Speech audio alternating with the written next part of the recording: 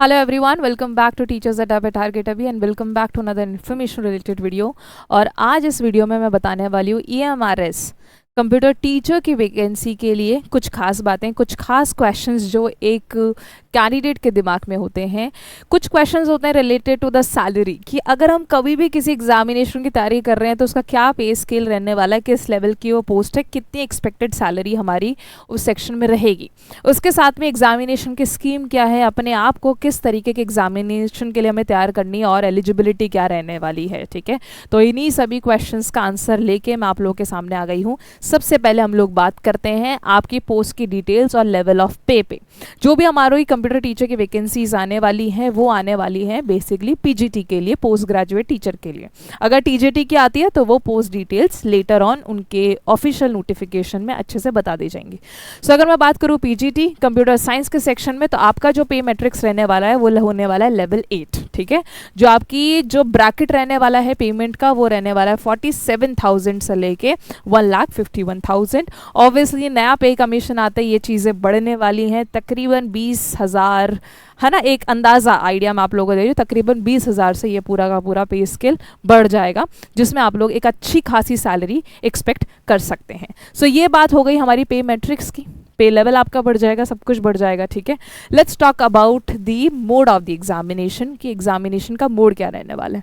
सो examination का mode आप लोगों का रहने वाला है OMR। जो लास्ट वाला फेज हुआ था 2023 वाला, तब भी आपका OMR बेस था। Since it is a government central government vacancy, तो कोई भी चांस यहाँ पे नहीं बनता आपके ऑफलाइन एग्जामिनेशन होने का।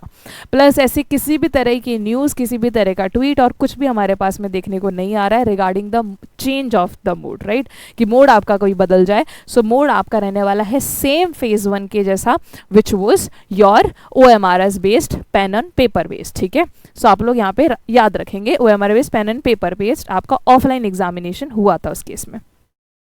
सो choice of medium of question paper, examination paper. ठीक है, चॉइस ऑफ मीडियम क्या रहने वाला है, मीडियम क्या रहने वाला है एग्जामिनेशन का, वो रहने वाला है बोथ हिंदी और इंग्लिश। ठीक है, तो काफ़ी सारे स्टूडेंट्स बहुत चिंतित रहते हैं कि हमारी इंग्लिश थोड़ी वीक है तो क्या हमें हिंदी में क्वेश्चन देखने को मिलेगा, कि येस आपको दोनों ही लैंग्वेजेस में देखने को मिलेगा। लेकिन जो आप लोगों का लैंग्वेज का पेपर है वो सिर्फ उसी लैंग्वेज में देखने को मिलेगा। अगर इंग्लिश का सेक्शन है, ठीक है, तो वो सिर्फ इंग्लिश में मिलेगा, वो आपको हिंदी में नहीं मिलेगा। हिंदी का सेक्शन सिर्फ और सिर्फ हिंदी में मिलेगा और आपका वो नहीं क्या बोलते हैं वो इंग्लिश में नहीं मिलेगा। Let's talk about the examination pattern since we are concern with the PGT level. So हम लोग सिर्फ उसी के एग्जामिनेशन पैटर्न की बात करेंगे। एग्जामिनेशन का पैटर्न देख लीजिए, ऑब्जेक्टिव टाइप है, सब्जेक्टिव टाइप पेपर नहीं है, आपको लिखना नहीं है पेपर में। ठीक है, MCQ बेस्ड ऑब्जेक्टिव टाइप आपके क्वेश्चंस हैं, जिसमें 130 मार्क्स एंड लैंग्वेज कॉम्पिटेंसी के टेस्ट के 20 मार्क्स है, मतलब 150 नंबर का आपका एग्जामिनेशन होने वाला है। 130 प्लस 20, ओके, टोटल 150। अब इस 130 का क्या डिवीजन है, लेट्स टॉक अबाउट इट।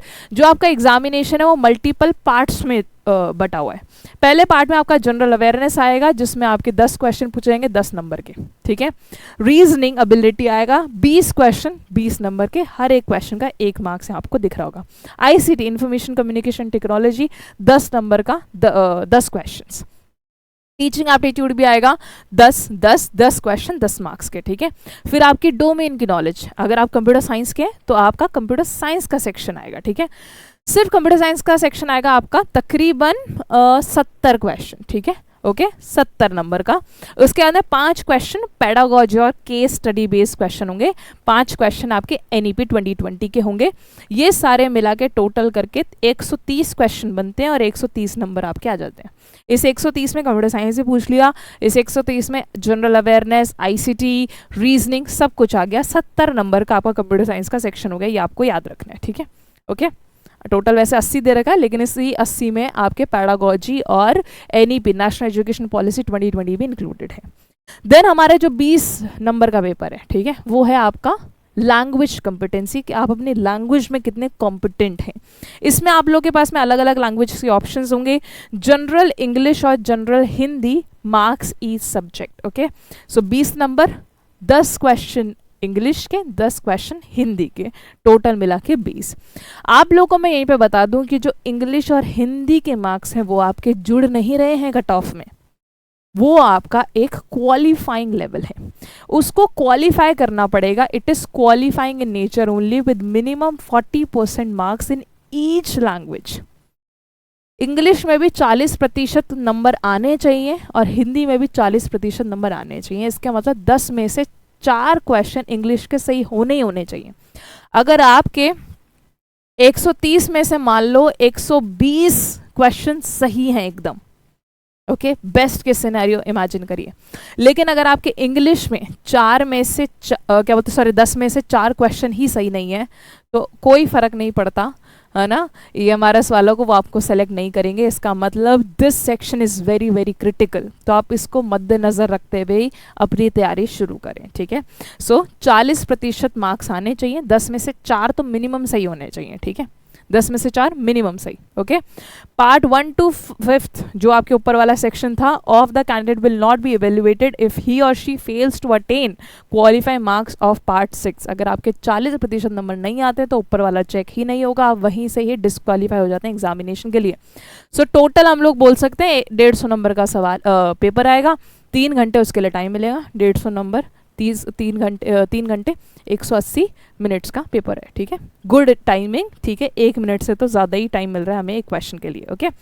उसके बाद में बाकी की चीज़ें भी यहाँ पे लिखी गई हैं. अलग अलग टाइप्स ऑफ एग्जामिनेशन के बारे में यहाँ पे बताया गया है.